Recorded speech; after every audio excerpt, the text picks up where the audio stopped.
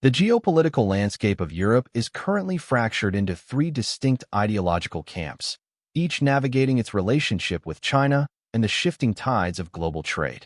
One faction, led by nations like Spain, has embraced a strategy of deep integration, welcoming Chinese industrial giants such as Chery and BYD into its local markets.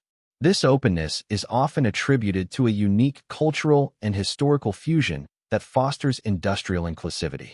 In stark contrast, a second group comprising established high-tech powers like the Netherlands and Denmark remains more closely aligned with American interests, often positioning themselves at the forefront of efforts to restrict Chinese technological cooperation. Meanwhile, a third faction in Eastern Europe finds itself caught in intense geopolitical friction, balancing traditional alliances with a growing need for Chinese diplomatic and economic support amidst ongoing regional conflicts.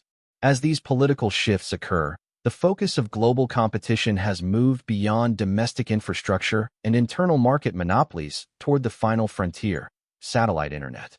This industry represents the ultimate expression of international market expansion. Currently, international regulations governed by the United Nations have identified a capacity for 60,000 low-orbit satellites, defined as those operating below 2,000 kilometers. This infrastructure is the backbone of sixth-generation communication technology, which aims to dismantle existing barriers to global connectivity. While current terrestrial base stations cover less than 28% of the Earth's surface, leaving vast regions without signal, a fully realized satellite network would ensure 100% global coverage.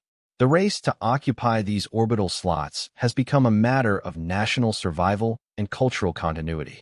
While private entities like SpaceX have already deployed thousands of satellites using highly efficient, automated production lines, nations like China are intensifying their efforts to secure their place in space. Despite higher production costs, where a single launch can cost 5 million to 20 million units compared to much lower private sector figures, the strategic necessity of the mission remains paramount. The current period marks a critical turning point, as international frameworks require the completion of specific deployment milestones.